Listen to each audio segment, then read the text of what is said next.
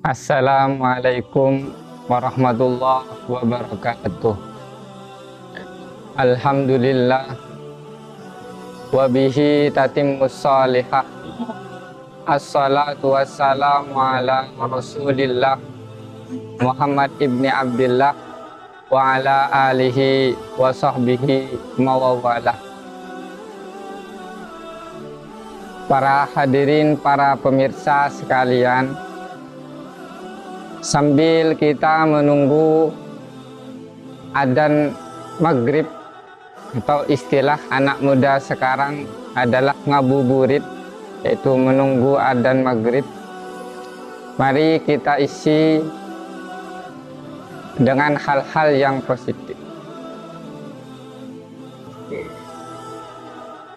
Allah Subhanahu wa ta'ala berfirman, wa'tasimu bihablillahi jami'a wa la tafarraqu wadhkuru ni'matallahi 'alaikum idh kuntum a'da'an fa'alafa baina qulubikum asbahtum bi ni'matihi ikhwana. Allah Subhanahu berfirman, janganlah kalian semua bercerai-berai, berpegang teguhlah kepada agama Allah. Wa in kuntum a'da'an fa'alafa baina qulubikum.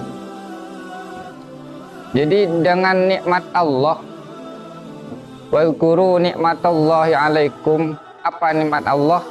Yaitu menjadikan musuh menjadi akur atau menjadi damai. Itu merupakan nikmat dari Allah Subhanahu wa ta'ala. Kemudian ketika sudah damai, fa'asbahtum bi ni'matihi ikhwana, maka menjadi persaudaraan, menjadi saudara.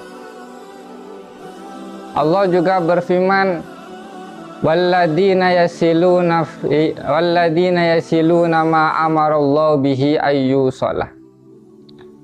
Untuk itu kita hendaknya menjalin silaturahmi, untuk menjalin ukhuwah atau persaudaraan yang erat. Salah satunya ialah dengan cara kita menjalin silaturahmi. Walladzina yasiluna ma amarallahu bihi ayyusalah. Hendaklah kita menyambungkan apa-apa yang sudah diperintahkan oleh Allah Subhanahu wa ta'ala, yang mana dalam hal ini diantaranya adalah menjalin silaturahmi. Dalam hadis qudsi qala Rasulullah sallallahu alaihi wasallam yaqulullah Subhanahu wa ta'ala anar rahman wa syaqaqtu hadihi ar-rahim, yang pada intinya dalam hadis tersebut kata silaturahmi itu diambil dari nama Allah, sehingga Allah meneruskan dalam hadisnya, man wasolani wasolahullah, siapa yang menjalin silaturahmi akan disambung juga oleh Allah Subhanahu wa ta'ala. Silaturahmi itu bukan hanya kita anjang sana, tetapi juga kita harus menjalin atau menyambung saudara kita yang sudah memutus hubungan. Laisa bil mukafi, al-wasil laisa bil mukafi. Dalam hadis disebutkan, jadi orang yang menyambung silaturahmi itu bukan yang sama-sama berkunjung, tetapi yang sudah memutus silaturahmi. Misal ada saudara kita, teman kita yang sudah lama tidak silaturahmi, kita kunjungi. Seperti itu. Bahkan dalam silaturahmi ini tidak hanya kepada sesama muslim, ke semua muslim, ke seluruh umat manusia. Di sini juga ada hadis dari qalat Asma bin Abi Bakar, binti Abi Bakar. Asma putri daripada Abu Bakar, sahabat Abu Bakar. bertanya kepada Rasulullah. Dia bercerita, qadimat alayyah ummi afa asiluha. Nabi bersabda, qala na'am. Wa fi riwayatin, di suatu riwayat ditambahkan siliha. Nah, siliha. Jadi meskipun jadi Asma ini bercerita kepada Nabi bahwasanya ibunya berkunjung atau menyambung kepada Asma. Asma ini Islam, sehingga sowan kepada Nabi, ibu saya ke rumah misal. Bagaimana, apakah saya juga harus menyambungnya? Jawab Nabi, iya, sambung. Naam siliha. Nah, berarti dari sini kita menyambung silaturahmi itu tidak hanya kepada sesama umat Islam, kepada seluruh manusia, kafatal makhluk, semua makhluk kita harus menyambung tanpa melihat agama, ras, suku, dan lain sebagainya. Karena agama ini kan agama yang damai, ad-din as-salamah atau ad-dinus salam, agama yang penuh dengan kedamaian. Jadi tidak pilih-pilih. Setelah kita menjalin silaturahmi, apa yang harus kita lakukan agar silaturahmi itu terjalin dengan baik, silaturahmi diterima dengan baik? Kenapa kok seperti itu? Kata-kata silaturahmi, menyambung, berarti menyambung sesuatu yang sudah terputus. Kalau terputus berarti kan di sana ada problem-problem kehidupan yang terjadi di sebelumnya. Ketika kita menyambung maka butuh proses agar diterima. Bagaimana? Dan di sini di dalam kitab Ihya disebutkan ada beberapa hak agar persaudaraan kita, ukhuwah kita terjalin dengan baik. Ada beberapa hak yang harus dikerjakan atau dipenuhi. Yang pertama adalah hakul maliyah, hak harta.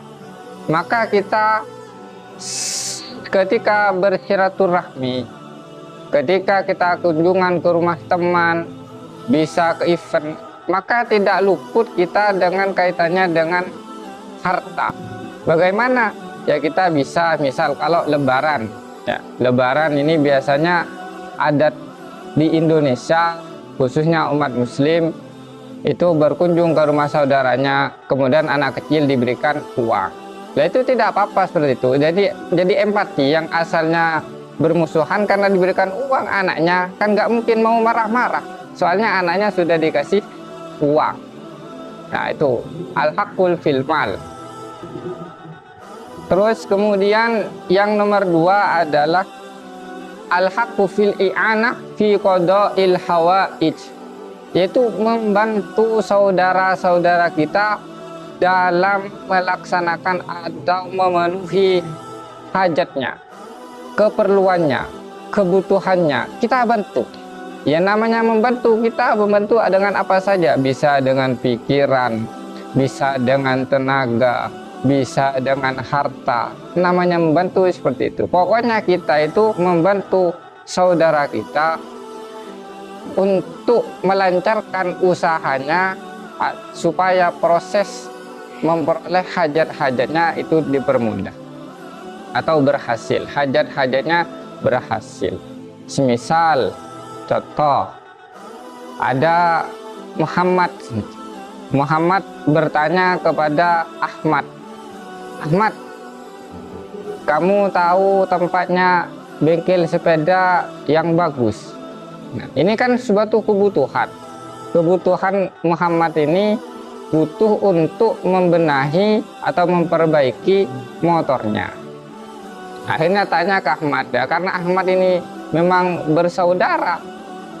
Dikasih tahu, oh di sana di Lumajang ada tempat yang bagus, namanya misal bengkel motor Sejahtera. Di sana tempatnya bagus. Nah, kita kan sudah membantu apa? Dengan memberitahu di sana ada tempat. Berarti hawaidnya atau kebutuhannya, keperluannya mudah untuk berhasil atau didapat. Itu yang nomor 2. Yang nomor 3 adalah fil lisan kita itu ada kalanya kita diam, ada kalanya juga berkata atau berbicara. Berbicara seperti apa? Semisal kita waktunya berbicara, ya katakan ini baik, bilang kamu jangan begitu, ini salah, yang baik seperti ini. Ya kita itu ucapkanlah sesuatu yang benar, yang baik untuk diri mereka. Terus ada kalanya juga kita harus diam. Diam dari apa? Diam daripada kita membuka atau menceritakan kekurangan saudara kita sendiri. Semisal ghibah. Ghibah itu apa? Ghibah itu adalah menceritakan sesuatu yang tidak disukai oleh orang lain, meskipun orang lain itu ada di tempat itu namanya ghibah. Aib, kekurangan, pasti kan tidak disukai. Itu tidak boleh. Makanya kalau memang merasa masih saudara, merasa masih teman akrab, maka jangan sampai kita itu sering menggibahi atau menggunjing tetangga, teman, saudara, sanak famili, keluarga. Jangan sampai. Kalau menggunjing berarti masih belum ukhuwah, masih belum benar-benar menjadi saudara. Selanjutnya al-afwu, memaafkan. Jadi kalau ada kesalahan, saudara-saudara kita melakukan kesalahan kepada kita, dimaafkan. Oh mungkin ini lagi tidak tahu, mungkin ini lagi situasinya lagi sedang banyak pikiran sehingga tidak terkontrol. Dimaafkan, kesalahannya dimaafkan oleh kita. Jangan sampai kita itu tambah membalas, jangan sampai tambah membalas, tapi dimaafkan. Itu berarti benar-benar sudah menjadi ukhuwah Islamiyah atau persaudaraan secara Islamiyah sesuai agama Islam, tapi tidak harus ke sesama muslim. Jadi kita tampakkan bahwasanya Islam itu memang agama yang damai. Islam itu memang suka persaudaraan, tidak suka peperangan, perceraian, pertentangan, perpaduan. Islam itu sukanya damai, tentram, saling membantu. Itu kita tampakkan dengan cara melakukan hak-hak yang barusan disebutkan. Selanjutnya hak selanjutnya adalah doa. Mendoakan saudara-saudara kita. Ya, mendoakan baik pastinya. Jangan didoakan buruk, tidak boleh. Mendoakan baik saudara-saudara kita. Bahkan kan kalau kita mendoakan orang lain tanpa sepengetahuan mereka, kita mendapatkan yang kita doakan untuk mereka. Ya, kita doakan sebaik mungkin, semoga dia sehat, semoga dia ekonominya bagus, semoga dia keluarganya sakinah, semoga dia ya pokoknya baik dunia akhirat, semoga dia menjadi orang yang solehah misal. Pokoknya doakan yang baik-baik itu semua. Apa? Jadi antara manfaatnya kita mendoakan adalah nanti doa itu akan kembali kepada kita sendiri atau kepada keturunan kita. Al-wafa, hak selanjutnya al-wafa. Wafa itu apa? Menepati.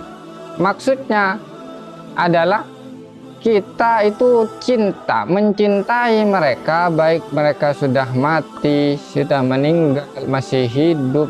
Nah, kalau sudah meninggal maka diteruskan kepada keturunannya, terus keturunannya. Itu adalah al-wafa. Jadi cinta itu tidak putus ketika sudah ketika sudah meninggal, terus berkelanjutan. Itu namanya wafa. Al-ikhlas lah, ikhlas ini. Kok ada ikhlas? Ini kan kaitannya bukan dengan Tuhan, kok masih ada kata-kata ikhlas. Iya, ikhlas. Maksudnya ikhlas, contoh kecilnya misal kita membantu, itu harus ikhlas. Karena kan Allah, kan disebut, kita memberikan nasihat kepada saudara kita, karena kan Allah. Kita diam, tidak menjelek-jelekan itu karena Allah. Lah maka dari sini ikhlas dimasukkan karena ruhul ibadah.